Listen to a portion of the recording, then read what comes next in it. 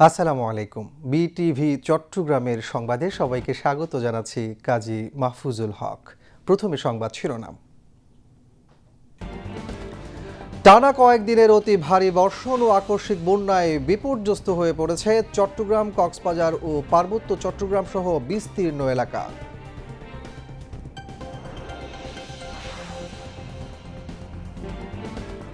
চট্টগ্রাম কক্সবাজার রুটের পাশাপাশি চট্টগ্রাম নাজিরহাট ও চট্টগ্রাম বিশ্ববিদ্যালয় রুটে ট্রেন চলাচল বন্ধ থাকবে জানালেন রেল প্রতিমন্ত্রী।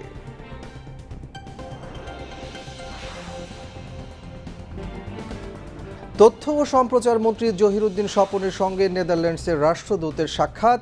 ডিজিটাল চ্যালেঞ্জ মোকাবেলায় নতুন ফ্রেমওয়ার্ক প্রণয়নের উপর গুরুত্ব আরোপ।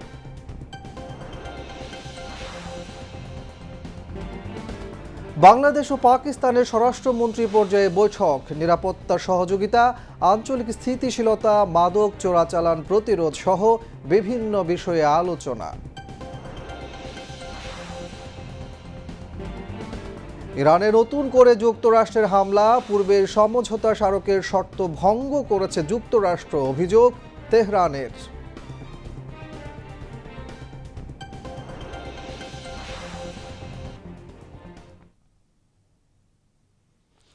এতক্ষণ সংবাদ শিরোনাম শুনলেন, এবার বিস্তারিত। টানা কয়েকদিনের রেকর্ড ভাঙা অতি ভারী বর্ষণ ও আকস্মিক বন্যায় বিপর্যস্ত হয়ে পড়েছে চট্টগ্রাম, কক্সবাজার ও পার্বত্য চট্টগ্রাম সহ বিস্তীর্ণ এলাকা। প্রাকৃতিক এই দুর্যোগের কারণে চট্টগ্রাম মাধ্যমিক ও উচ্চ মাধ্যমিক শিক্ষা বোর্ডের আজকের এইচএসসি ও সমমানের পরীক্ষা স্থগিত করা হয়। সীমা শারমিনের প্রতিবেদন। টানা কয়েকদিনের ভারী বর্ষণে জলমগ্ন হয়ে পড়েছে চট্টগ্রাম নগরী। নগরীর বিভিন্ন এলাকায় সড়ক, অলিগলি, বাসাবাড়ি ও দোকানপাটে পানি উঠেছে।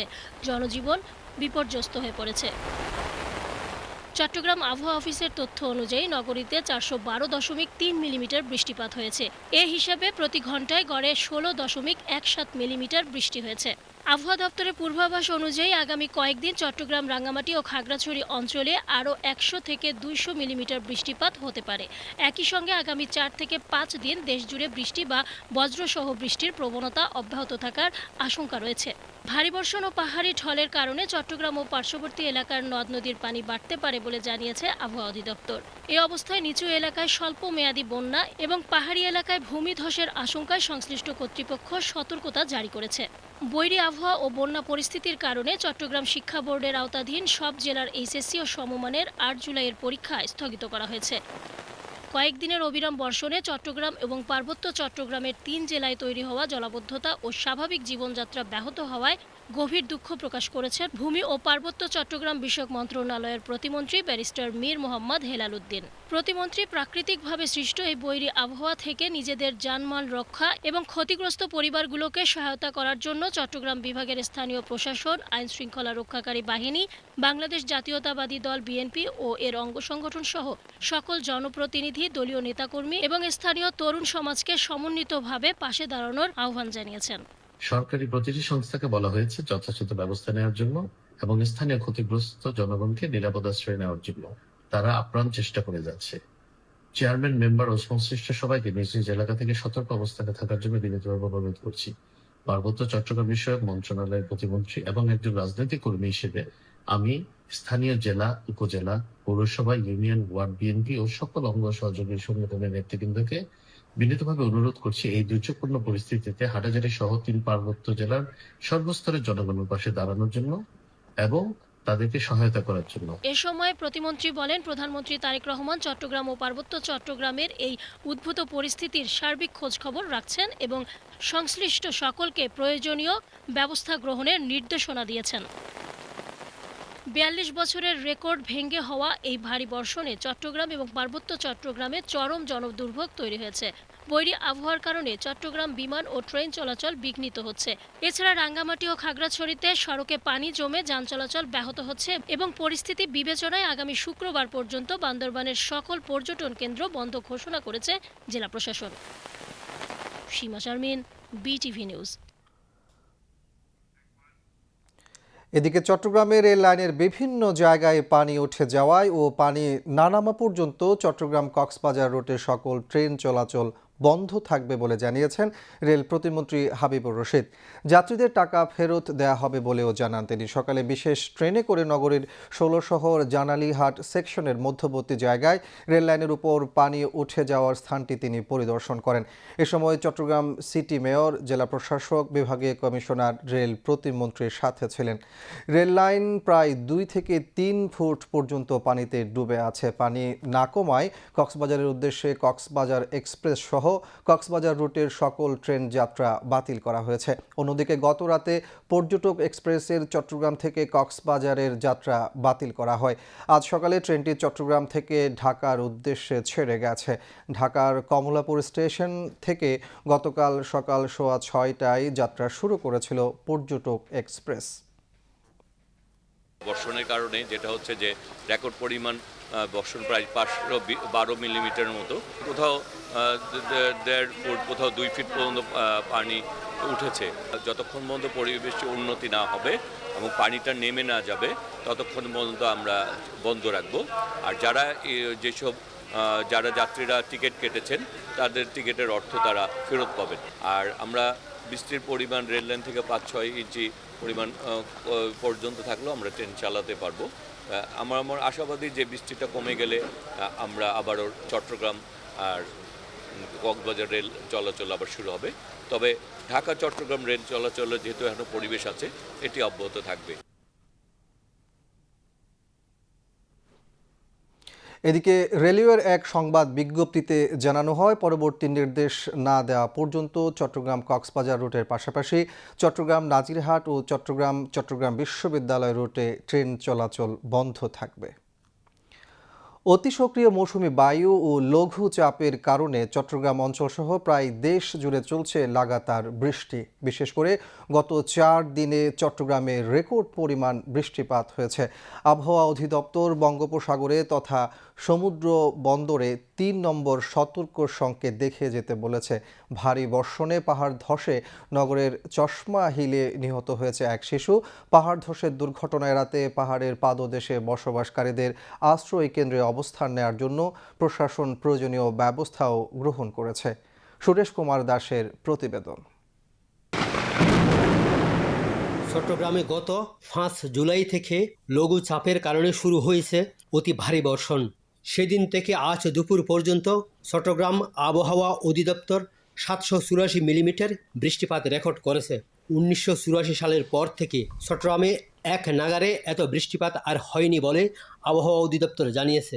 আজ সকাল 9টা থেকে দুপুর 12টা পর্যন্ত মাত্র 3 ঘন্টায় 127 মিলিমিটার বৃষ্টিপাত রেকর্ড হয়েছে। চট্টগ্রামে এত কম সময়ে এত বেশি বৃষ্টিপাতের রেকর্ড আবহাওয়া অধিদপ্তরের আর নেই।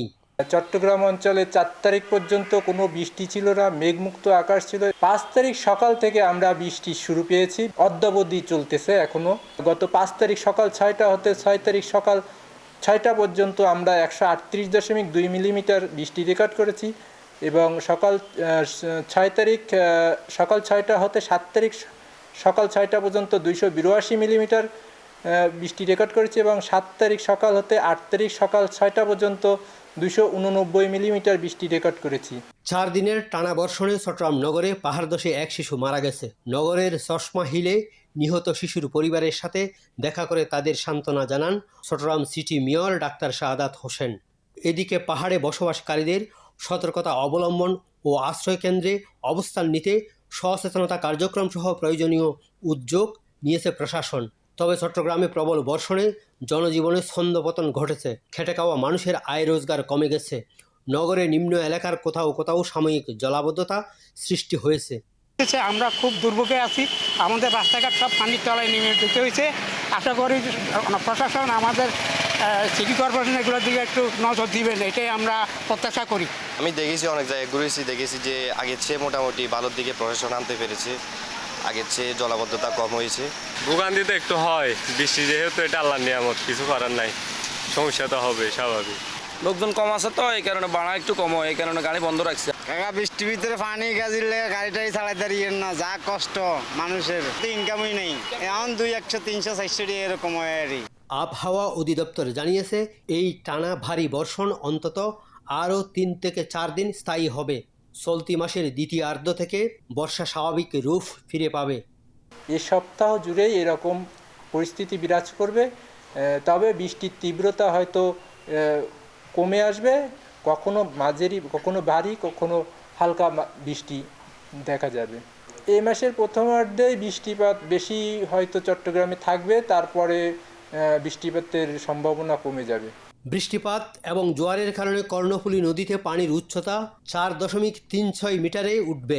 আজ সন্ধ্যা 7টা থেকে ভাটা শুরু হলে প্লাবন কমে আসবে। তবে চট্টগ্রাম অঞ্চল ও ভারতের আসাম মৌসুমি বায়ুর একই অক্ষে হওয়ায় আসাম ও চট্টগ্রামের বৃষ্টিতে, বিশেষ করে ফেনীতে আকস্মিক বন্যা সৃষ্টি হতে পারে। সুরেশ কুমার দাস, বাংলাদেশ টেলিভিশন, চট্টগ্রাম। বিএনপি সরকার গণমানুষের সরকার। বিএনপি সরকার সবসময়ই তৃণমূলের মানুষের জন্য কাজ করে, এমন মন্তব্য করেছেন চট্টগ্রাম 10 আসনের সংসদ সদস্য সাইদ আল নোমান। আজ সকালে নগরীর পানওয়ালাপাড়া এলাকা পরিদর্শন এবং অসহায় ও তৃণমূলদের মাঝে শুকনো ও রান্না করা খাবার বিতরণকালে তিনি এ মন্তব্য করেন।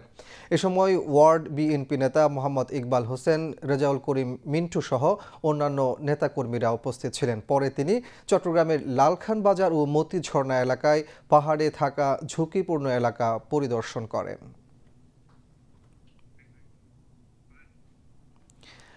একদিকে টানা বৃষ্টি, অন্যদিকে উজানের ঢল। এরই মধ্যে দেশের কয়েকটি অঞ্চলে বাড়ছে বন্যা ও ভূমিধসের ঝুঁকি। আবহাওয়া অধিদপ্তর বলছে, সক্রিয় মৌসুমি বায়ুর কারণে আগামী কয়েকদিন বৃষ্টির প্রবণতা থাকতে পারে। আর বন্যা পূর্বাভাস ও সতর্কীকরণ কেন্দ্র জানিয়েছে 15 জেলায় স্বল্প মেয়াদী বন্যার আশঙ্কা রয়েছে। পরিস্থিতি বিবেচনায় পাহাড়ি, নদী তীরবর্তী ও উপকূলীয় এলাকার বাসিন্দাদের সতর্ক থাকার পরামর্শ দেওয়া হয়েছে।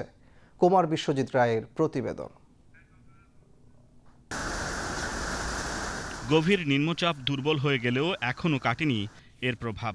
সক্রিয় মৌসুমি বায়ুর কারণে দেশের বিভিন্ন এলাকায় অব্যাহত রয়েছে বৃষ্টি। পাহাড়ি অঞ্চলে বাড়ছে ভূমিধসের আশঙ্কা, আর উপকূলে ঝড়ো হাওয়ার কারণে বহাল রয়েছে 3 নম্বর স্থানীয় সতর্ক সংকেত। গত 24 ঘন্টায় দেশের বিভিন্ন স্থানে ভারী থেকে অতি ভারী বৃষ্টিপাত হয়েছে। সর্বোচ্চ 314 মিলিমিটার বৃষ্টি রেকর্ড করা হয়েছে বান্দরবানে। রাঙামাটি, রাঙ্গুনিয়া ও চট্টগ্রামেও হয়েছে 280 মিলিমিটারের বেশি বৃষ্টিপাত। আগামী কয়েকদিনও বৃষ্টির প্রবণতা অব্যাহত থাকতে পারে বলে জানিয়েছে আবহাওয়া অধিদপ্তর। এই বৃষ্টিপাত আরও 2 থেকে 3 দিন অব্যাহত থাকতে পারে, তবে তীব্রতা একটু কম বেশি হতে পারে। চট্টগ্রামের পাহাড়ি এলাকায়, বিশেষ করে খাগড়াছড়ি, বান্দরবান, রাঙামাটি, চট্টগ্রাম এবং কক্সবাজার জেলার কোথাও কোথাও এই ভারী বৃষ্টিপাতজনিত কারণে ভূমিধসের আশঙ্কা রয়েছে আর কি। ভূমিধসের ঝুঁকি নিরূপণে আরও উন্নত পর্যবেক্ষণ ব্যবস্থার প্রয়োজন হলেও আগাম সতর্কতা ব্যবস্থা জোরদারে কাজ চলছে বলে জানিয়েছেন এই আবহাওয়াবিদ। কক্সবাজারের টেকনাফে, নাইখং ছড়িতে, বান্দরবনের বিভিন্ন জায়গায় আমরা বিভিন্ন গ্রুপের সাথে ওই এলাকায় মাইকিং করার পর ল্যান্ডস্লাইডে আক্রান্ত হতে পারে বা ল্যান্ডস্লাইডের ফলে তারা ক্ষতিগ্রস্ত হতে পারে এমন পরিবারকে চিহ্নিত করা হয়েছে। এদিকে বন্যা পূর্বাভাস ও সতর্কীকরণ কেন্দ্র বলছে, আগামী 24 থেকে 72 ঘন্টায় দেশের 15 জেলায় স্বল্পমেয়াদী বন্যার আশঙ্কা রয়েছে। ইতোমধ্যে সাঙ্গু ও মাতামুহুরী নদী বিপদসীমার উপর দিয়ে প্রবাহিত হচ্ছে। বর্তমানে দেখছি যে প্রায় 15টি জেলাতে স্বল্পমেয়াদী বন্যার ঝুঁকি রয়েছে। এর মধ্যে বান্দরবান ও কক্সবাজার জেলায় ইতিমধ্যে পানি বিপদসীমার উপর দিয়ে বা খুব কাছাকাছি প্রবাহিত হচ্ছে, যার ফলে সেখানে ইতিমধ্যে বন্যা পরিস্থিতি সৃষ্টি হয়েছে, যেটার অবনতি ঘটার আশঙ্কা রয়েছে। এছাড়াও আরও কয়েকটি জেলাতে বলা যেতে পারে দক্ষিণ পূর্বাঞ্চলীয় অন্তত আরও 3টি জেলা, চট্টগ্রাম, খাগড়াছড়ি, ফেনী এবং একই সাথে উত্তর পূর্বাঞ্চলীয় 7টি জেলা, সিলেট 7টি জেলা এবং উত্তরাঞ্চলীয় 3টি জেলাতে স্বল্পমেয়াদী বন্যার ঝুঁকি রয়েছে। আগামী 3 দিন পরবর্তী সময়ে অতি ভারী বর্ষণের প্রবণতা হ্রাস পেতে পারে আবহাওয়ার সাম্প্রতিক পূর্বাভাস অনুযায়ী, যার ফলে পরবর্তীতে আমরা নদ নদীর প্রবণতা হ্রাস পাওয়ার প্রবণতা লক্ষ্য করতে পারি। ভারী বৃষ্টির কারণে পাহাড়ি ঢল, স্থানীয় জলাবদ্ধতা এবং কোথাও কোথাও বন্যা পরিস্থিতির আশঙ্কা থাকায় পরিস্থিতির উপর সার্বক্ষণিক নজর রাখছে সংশ্লিষ্ট সংস্থাগুলো। তাই বিশেষ করে পাহাড়ি ও উপকূলীয় এলাকার বাসিন্দাদের সতর্ক থাকার পাশাপাশি প্রশাসনের নির্দেশনা মেনে চলার আহ্বান জানিয়েছে সংশ্লিষ্ট কর্তৃপক্ষ। কুমার বিশ্বজিৎ রায়, বিটিভি নিউজ, ঢাকা। তত্ত্বাবধায়ক সরকার ব্যবস্থা বাতিল করা, সংবিধানের পঞ্চদশ সংশোধনীকে অবৈধ ঘোষণা করে হাইকোর্টের দেয়া রায়ের বিরুদ্ধে দায়ের করা আপিলের আগামীকাল রায় দেবে আপিল বিভাগ। আজ প্রধান বিচারপতি জুবায়ের রহমান চৌধুরীর নেতৃত্বে 4 বিচারপতির বেঞ্চে পঞ্চদশ সংশোধনীর আপিল শুনানি অনুষ্ঠিত হয়। প্রধান বিচারপতি জুবায়ের রহমান চৌধুরীর নেতৃত্বাধীন 4 সদস্যের এ আপিল বেঞ্চ আজ শুনানি শেষে আগামীকাল রায়ের তারিখ ধার্য করেন। রাষ্ট্রপক্ষের শুনানিতে অংশ নেন অ্যাটর্নি জেনারেল রুহুল কুদ্দুস কাজল। সাংবাদিকদের ব্রিফিংকালে অ্যাটর্নি জেনারেল জানান, হাইকোর্টের রায় বহাল রাখা ছাড়াও সংবিধান পরিপন্থী কোনো বিষয় সংশোধনীতে থাকলে তা বাতিল চায় রাষ্ট্রপক্ষ। তথ্য ও সম্প্রচার মন্ত্রী জহিরুদ্দিন স্বপনের সঙ্গে সৌজন্য সাক্ষাৎ করেছেন বাংলাদেশে নেদারল্যান্ডসের রাষ্ট্রদূত জোরিস ভান বোমেল। সাক্ষাৎকালে নেদারল্যান্ডসের রাষ্ট্রদূত তথ্যমন্ত্রীকে দায়িত্ব গ্রহণের জন্য অভিনন্দন জানান। তিনি বলেন, স্বাধীনতার পর থেকে বাংলাদেশের সাথে নেদারল্যান্ডসের একটি শক্তিশালী দ্বিপাক্ষিক সম্পর্ক রয়েছে, যা বর্তমানে শিক্ষা, স্বাস্থ্য, উন্নয়ন, ব্যবসা বাণিজ্য সহ বিভিন্ন ক্ষেত্রে সম্প্রসারিত হয়েছে। তিনি এ সম্পর্ক আরও জোরদারে সরকারের সাথে কাজ করার আগ্রহ প্রকাশ করেন। তথ্যমন্ত্রী বলেন, বর্তমান সরকার নির্বাচিত হওয়ার পর থেকে কাজের ক্ষেত্রে গুণগত পরিবর্তন আনার চেষ্টা করছে। তিনি গণমাধ্যম ও কমিউনিকেশনের ক্ষেত্রে নেদারল্যান্ডসের সাথে যৌথভাবে কাজ করার আগ্রহ প্রকাশ করেন। তিনি বলেন, বর্তমান তথ্য প্রযুক্তির বিশ্বে নিউ মিডিয়া, কৃত্রিম বুদ্ধিমত্তা ও নতুন ডিজিটাল ইকোসিস্টেম নতুন চ্যালেঞ্জের মুখে দাঁড় করিয়ে দিয়েছে। তিনি মত প্রকাশের স্বাধীনতা নিশ্চিত করা এবং একই সাথে জনগণকে ভুল তথ্য ও অপতথ্য থেকে সুরক্ষা দেয়া রাষ্ট্রের দায়িত্ব বলে উল্লেখ করেন। তিনি এক্ষেত্রে সুনির্দিষ্ট স্ট্র্যাটেজি প্রণয়নের উপর গুরুত্ব দেন এবং এক্ষেত্রে নেদারল্যান্ডস কিভাবে কাজ করছে তা জানার আগ্রহ প্রকাশ করেন। ডাচ রাষ্ট্রদূত ডিজিটাল চ্যালেঞ্জ মোকাবেলায় নতুন ফ্রেমওয়ার্ক প্রণয়নের উপর গুরুত্ব দেন এবং এক্ষেত্রে নেদারল্যান্ডস এর গৃহীত বিভিন্ন কার্যক্রম সম্পর্কে মন্ত্রীকে অবহিত করেন। সাক্ষাৎকালে তথ্য ও সম্প্রচার মন্ত্রণালয়ের সচিব মাহবুবা ফারজানা ও অতিরিক্ত সচিব মোহাম্মদ শাহ আলম উপস্থিত ছিলেন। বাংলাদেশ ও পাকিস্তানের স্বরাষ্ট্রমন্ত্রীদের মধ্যে এক উচ্চ পর্যায়ের দ্বিপাক্ষিক বৈঠক মঙ্গলবার যুক্তরাষ্ট্রের নিউ ইয়র্কে জাতিসংঘ সদর দপ্তরে অনুষ্ঠিত হয়েছে। আজ স্বরাষ্ট্র মন্ত্রণালয়ের এক সংবাদ বিজ্ঞপ্তিতে জানানো হয়, বৈঠকে বাংলাদেশ প্রতিনিধি দলে স্বরাষ্ট্রমন্ত্রী সালাউদ্দিন আহমদ এবং পাকিস্তান প্রতিনিধি দলে দেশটির স্বরাষ্ট্র ও মাদক নিয়ন্ত্রণ বিষয়ক মন্ত্রী সৈয়দ মহসিন নকভি নেতৃত্ব দেন। বৈঠকে দ্বিপাক্ষিক নিরাপত্তা সহযোগিতা, আঞ্চলিক স্থিতিশীলতা, মাদক চোরাচালান প্রতিরোধ, আধুনিক নগর নিরাপত্তা নিশ্চিতকরণ, পুলিশ বাহিনীর সক্ষমতা বৃদ্ধি এবং রোহিঙ্গা সংকট সহ পারস্পরিক স্বার্থ সংশ্লিষ্ট বিভিন্ন গুরুত্বপূর্ণ বিষয়ে বিস্তারিত আলোচনা হয়। দ্বিপাক্ষিক সম্পর্ক প্রসঙ্গে স্বরাষ্ট্রমন্ত্রী বলেন, দুই দেশের অভিন্ন ইতিহাস এবং পারস্পরিক শ্রদ্ধা, বোঝাপড়া ও অংশীদারিত্বের ভিত্তিতে পাকিস্তানের সঙ্গে সম্পর্ক আরও সুদৃঢ় করতে চায় বাংলাদেশ। বৈঠকে দুই দেশের স্বরাষ্ট্র মন্ত্রণালয়ের ঊর্ধ্বতন কর্মকর্তারা উপস্থিত ছিলেন। এবার আন্তর্জাতিক সংবাদ।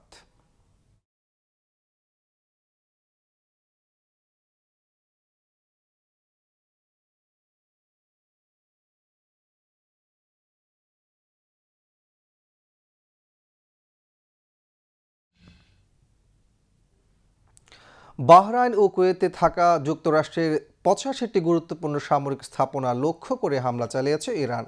আইআরজিসি জানিয়েছে, ইরানের নৌ ও বিমান বাহিনী ড্রোন ও মিসাইলের সাহায্যে এসব হামলা চালিয়েছে। ইরানে যুক্তরাষ্ট্রের হামলার পাল্টা জবাব হিসেবে এইসব হামলা পরিচালনা করা হয় বলে জানায় আইআরজিসি। এর আগে যুদ্ধবিরতির মধ্যে ইরানে আবারও নতুন করে হামলা চালায় যুক্তরাষ্ট্র। হরমুজ প্রণালীতে কাতার ও সৌদি আরবের তেলবাহী ট্যাঙ্কার সহ বাণিজ্যিক জাহাজে ইরানের হামলার অভিযোগে এই পাল্টা হামলার কথা জানিয়েছে যুক্তরাষ্ট্রের সামরিক বাহিনীর সেন্ট্রাল কমান্ড সেনকম। সামাজিক যোগাযোগ মাধ্যম এক্সে দেয়া এক পোস্টে সেনকম জানায়, শক্তিশালী ধারাবাহিক হামলা শুরু করেছে তারা। ইরানি সংবাদ মাধ্যমের খবরে বলা হয়েছে, দেশটির দক্ষিণাঞ্চলের বন্দর আব্বাস, সিরিক ও কেশমের এলাকায় বেশ কয়েকটি বিস্ফোরণের শব্দ শোনা গেছে। নতুন করে যুক্তরাষ্ট্রের হামলার তীব্র নিন্দা জানিয়েছে ইরান। হামলায় এসব এলাকায় বেশ কিছু মানুষ আহত হয়েছে বলে জানিয়েছে ইরানের গণমাধ্যম। এই হামলাকে স্বাক্ষরিত সমঝোতা স্মারকের সুস্পষ্ট লঙ্ঘন হিসেবে উল্লেখ করে ইরানের উপপররাষ্ট্রমন্ত্রী বলেছেন, তেহরান এই হামলার বিরুদ্ধে যথাযথ ব্যবস্থা নেবে। এদিকে এই হামলার আগে মঙ্গলবার ইরানের জ্বালানি তেল বিক্রির উপর আরোপিত নিষেধাজ্ঞার অস্থায়ী ছাড় বাতিল করে যুক্তরাষ্ট্র। ইরানের পররাষ্ট্র মন্ত্রণালয়ের অভিযোগ, দেশটির জ্বালানি তেল বিক্রির উপর আরোপিত নিষেধাজ্ঞায় অস্থায়ী ছাড় বাতিল করার মধ্য দিয়ে যুক্তরাষ্ট্র সমঝোতা স্মারকের 10 নম্বর শর্তের সুস্পষ্ট লঙ্ঘন করেছে। ইরানের সর্বোচ্চ নেতা আয়াতুল্লাহ আলী খামেনির শেষ বিদায়ের আনুষ্ঠানিকতা এখন গড়িয়েছে সীমান্ত পেরিয়ে ইরাকে। আজ শুরু হয়েছে শিয়া মুসলিমদের অন্যতম পবিত্র নগরী নাজাফে গণশোকের কর্মসূচি। এরপর মরদেহ নেওয়া হবে কারবালায়।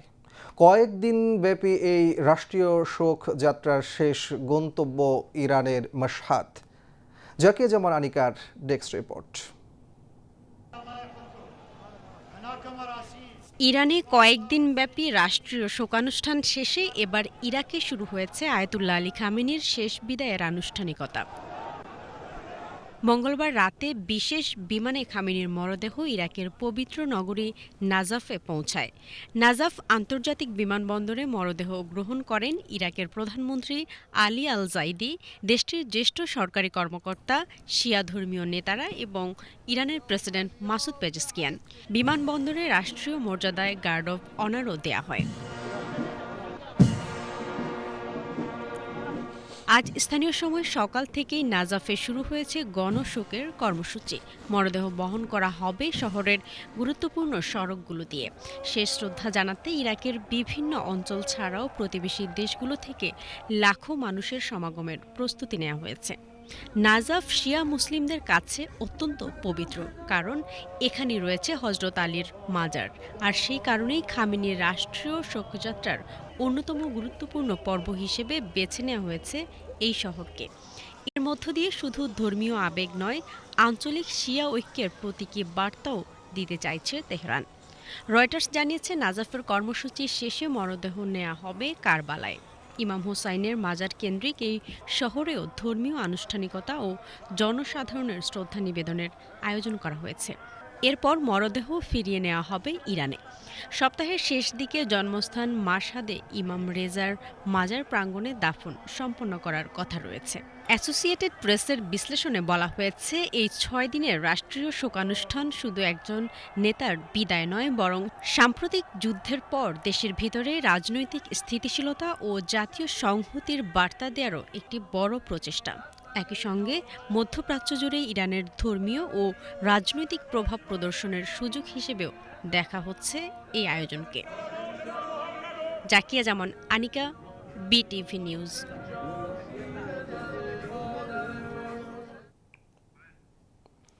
পাকিস্তানের দক্ষিণ পশ্চিমাঞ্চলীয় প্রদেশ বেলুচিস্তানে বন্দুকধারীদের হামলায় অন্তত 9 জন পুলিশ সদস্য নিহত হয়েছেন। কয়েকজন এখনও নিখোঁজ রয়েছেন বলে এক স্থানীয় সরকারি কর্মকর্তা গণমাধ্যমকে জানিয়েছেন। পুলিশ জানিয়েছে, জিয়ারত জেলায় কয়েকশো কোটি ডলারের একটি নির্মাণাধীন বাঁধ এলাকায় পুলিশ টহল দেওয়ার সময় তাদের উপর অতর্কিত এ হামলা চালানো হয়। নিহত পুলিশ সদস্যদের মধ্যে 2 ঊর্ধ্বতন কর্মকর্তা রয়েছেন এবং নিখোঁজ কর্মকর্তাদের খুঁজে বের করতে অনুসন্ধান অভিযান চলছে। হামলার দায় কোনো গোষ্ঠী স্বীকার করেনি। বেলুচিস্তান কর্মকর্তারা বলেছেন, জিয়ারতে এই হামলা জবাবে নিরাপত্তা কর্মকর্তারা জঙ্গিমুক্তকরণ অভিযানের আওতায় পাকিস্তানি তালেবান গোষ্ঠীর 15 সদস্য নিহত হয়েছে। আবারও দেশের খবর। এবার সংবাদের সত্যতা যাচাই ভিত্তিক পরিবেশনা, ফ্যাক্ট চেক, সত্য জানো।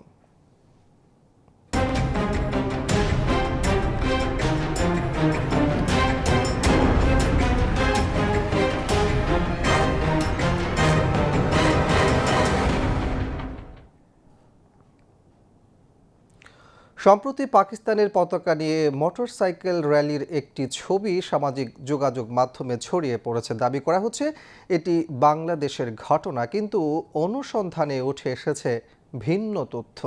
সীমা শারমিনের প্রতিবেদন। একদল মানুষ, কারো হাতে সাদা পতাকা, কারো হাতে কালো। পতাকার গায়ে ঝলমল করছিল কালেমা। বাইকের সারি ধীরে ধীরে এগোচ্ছিল শহরের বুক চিরে। দুই একটি গণমাধ্যমে খবরও হয়েছিল কালেমা খচিত পতাকার মিছিল। কিন্তু রাত পোহাতে না পোহাতেই সেই ছবিটাই নতুনভাবে জন্ম নিল। একই রাস্তা, একই মুখ, একই বাইকের আওয়াজ। শুধু পতাকার বুক থেকে কালেমা মুছে গিয়ে বসে গেল সবুজ আর চাঁদ তারা। মুহূর্তেই এই গুজব ছড়িয়ে পড়ল সামাজিক যোগাযোগ মাধ্যমে। কমেন্টে যেন ঝড় নামলো তর্ক বিতর্কের। কিন্তু ছবিটার পেছনের গল্পটা আসলে কি? সত্য কখনো চিৎকার করে না, সে নীরবে দাঁড়িয়ে থাকে। ফ্যাক্ট ওয়াচ সেদিন সেই নীরব সত্যটাকেই টেনে আনলো অন্ধকার থেকে আলোয়। বিবিসির ফ্রেমের পাশে বসিয়ে দিল ভাইরাল হওয়া ছবিটা। মিলিয়ে দেখা গেল মানুষ এক, যানবাহন এক, দেয়ালের রঙও এক।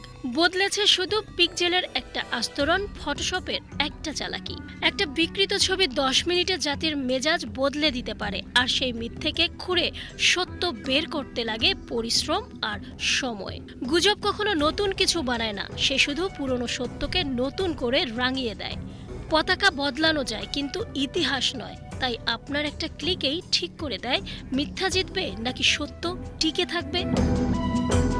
সীমা শারমিন, BTV নিউজ।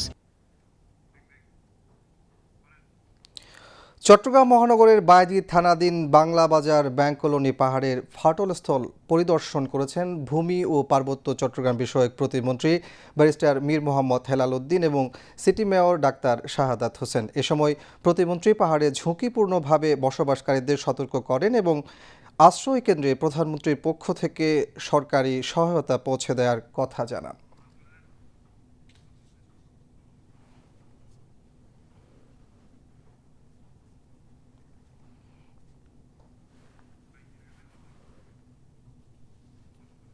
যেভাবে রাখা হয়েছে, এভাবে যদি অপরিকল্পিতভাবে মানুষজন অবৈধভাবে এভাবে বসতিটা না করত, তাহলে এই যে প্রাকৃতিক দুর্যোগের কারণে যে হতাহত সংখ্যা, এটা অলমোস্ট একদম শূন্যের গোড়ায় থাকতো। যাই হোক, এখন আমাদের মেয়র সাহেব বলেছেন, প্লাস বিভিন্ন আন্তর্জাতিক যারা আমাদের মানবিক সংস্থা আছে তারাও এগিয়ে এসছে। আপনারা মানুষকে সচেতন করবেন, যেখানে যে আশ্রয় কেন্দ্রগুলো আছে, যেগুলো সিটি কর্পোরেশনের পক্ষ থেকে করা হয়েছে বা উপজেলায় বা জেলায় করা হয়েছে, আপনারা চেষ্টা করবেন মানুষকে বুঝিয়ে যেন সেই দ্রুত সেখানে স্থানান্তর করা যায়। তাদের সকল খাওয়া দাওয়ার ব্যবস্থা সরকারি পক্ষ থেকে নেওয়া হবে। এটা সিটি কর্পোরেশন হোক, জেলা প্রশাসন হোক, যেই হোক, এটা ব্যবস্থা মাননীয় প্রধানমন্ত্রীর নির্দেশনা দেওয়া হয়েছে। আরেকটি কথা বলতে চাই, এই পার্বত্য 3 জেলায় যে দুর্যোগ হয়েছে, প্রাকৃতিক দুর্যোগ, সেজন্য মাননীয় প্রধানমন্ত্রী ইতিমধ্যেই 1300 মেট্রিক টন চাল ওখানে বিশেষ সহায়তা হিসেবে প্রদান করেছেন। এবং বিভিন্ন এলাকায়, যেখানে বিভিন্ন উপজেলায় এবং সিটি কর্পোরেশনও যেখানে এই দুর্যোগে মানুষ অসুবিধা আছে, এবং সিটি কর্পোরেশনও দিচ্ছে, প্রত্যেকটি জায়গায় মাননীয় প্রধানমন্ত্রীর নির্দেশে সকল ব্যবস্থা নেওয়া হচ্ছে। এরপরও জনগণের সহায়তা ছাড়া, সকলের সহযোগিতা ছাড়া এই ধরনের বিপর্যয় বা প্রাকৃতিক দুর্যোগ মোকাবেলা অসম্ভব। আমি বিনীতভাবে আহ্বান জানাচ্ছি, সকলে যেন মিলে এই প্রাকৃতিক দুর্যোগ মোকাবেলা করে আমাদের দেশের জনগণকে আমরা নিরাপদে রাখতে পারি। ধন্যবাদ। শেয়ার বাজারের খবর।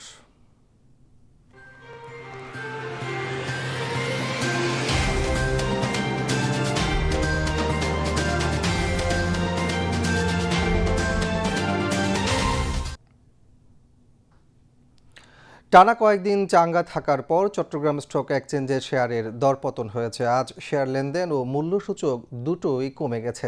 দিন শেষে সার্বিক সূচক দাঁড়িয়েছে 15,485.63, যা গতকালের চেয়ে শতকরা 0.30 ভাগ কম। এছাড়া CAC 30-এর মূল্যসূচক দাঁড়ায় 14,030.59, যা গতকালের চেয়ে শতকরা 0.71 ভাগ কম। আজ 246টি কোম্পানির 58,61,371টি শেয়ার লেনদেন হয়, যার মূল্য 26,89,27,000 টাকারও বেশি। এর মধ্যে 108টি কোম্পানির শেয়ার দাম বেড়েছে, 105টির কমেছে এবং 33টির দাম অপরিবর্তিত রয়েছে। এবার আন্তর্জাতিক মুদ্রা বাজারের খবর।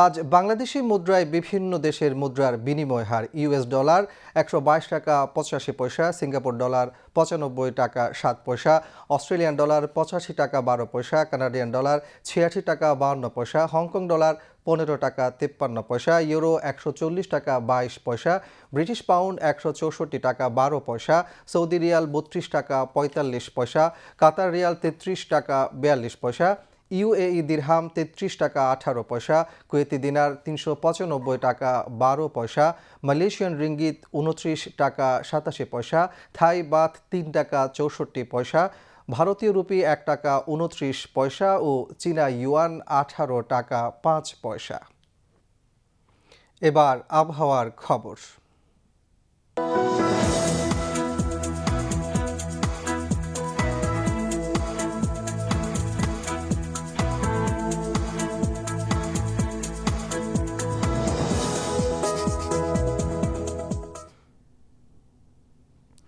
পূর্ব মধ্যপ্রদেশ ও তৎসংলগ্ন এলাকায় অবস্থানরত সুস্পষ্ট লঘুচাপটি উত্তর পশ্চিম দিকে অগ্রসর হয়ে বর্তমানে উত্তর পশ্চিম মধ্যপ্রদেশ ও তৎসংলগ্ন এলাকায় অবস্থান করছে। এটি আরও পশ্চিম উত্তর পশ্চিম দিকে অগ্রসর হয়ে ক্রমান্বয়ে দুর্বল হতে পারে। এর প্রভাবে উত্তর বঙ্গোপসাগর ও তৎসংলগ্ন এলাকায় বায়ুচাপের তারতম্যের আধিক্য বিরাজ করছে।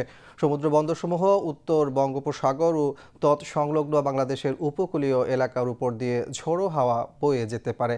চট্টগ্রাম, কক্সবাজার, মোংলা ও পায়রা সমুদ্র বন্দরসমূহকে 3 নম্বর স্থানীয় সতর্ক সংকেত, আমি আবার বলছি 3 নম্বর স্থানীয় সতর্ক সংকেত দেখিয়ে যেতে বলা হয়েছে। উত্তর বঙ্গোপসাগরে অবস্থানরত সকল মাছ ধরার নৌকা ও ট্রলারকে পরবর্তী নির্দেশ না দেওয়া পর্যন্ত উপকূলের কাছাকাছি থেকে সাবধানে চলাচল করতে বলা হয়েছে।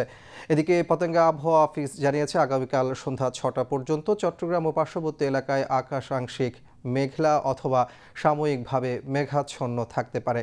সেই সাথে অস্থায়ীভাবে অধিকাংশ জায়গায় দমকা বা ঝোড়ো হাওয়া সহ হালকা থেকে মাঝারি ধরনের ভারী বৃষ্টি অথবা বজ্রসহ বৃষ্টিপাত এবং কোথাও কোথাও মাঝারি ধরনের ভারী থেকে অতি ভারী বর্ষণের সম্ভাবনা রয়েছে। ভারী বর্ষণের কারণে মহানগরীর কোথাও কোথাও অস্থায়ী জলাবদ্ধতা সৃষ্টি হতে পারে এবং চট্টগ্রামের পাহাড়ি এলাকার কোথাও কোথাও ভূমিধসের আশঙ্কা রয়েছে। দিনের তাপমাত্রা সামান্য হ্রাস পেতে পারে এবং রাতের তাপমাত্রা প্রায় অপরিবর্তিত থাকতে পারে। পরবর্তী 24 ঘন্টায় আবহাওয়ার সামান্য পরিবর্তনের সম্ভাবনা রয়েছে। নগরীতে আজ সর্বোচ্চ তাপমাত্রা ছিল 27.8 ডিগ্রি সেলসিয়াস, যা স্বাভাবিকের চেয়ে 3.1 ডিগ্রি কম, এবং সর্বনিম্ন তাপমাত্রা ছিল 25.7 ডিগ্রি সেলসিয়াস, যা স্বাভাবিকের চেয়ে 0.6 ডিগ্রি বেশি। আগামীকাল চট্টগ্রামে সূর্যোদয় 5টা 15 মিনিটে এবং সূর্যাস্ত 6টা 41 মিনিটে। এবার জানিয়ে দিচ্ছি কর্ণফুলী নদীতে আগামীকালের জোয়ার ভাটার সময়সূচি। জোয়ার শুরু হবে রাত 1টা 12 মিনিটে, ভাটা সকাল 7টা 30 মিনিটে।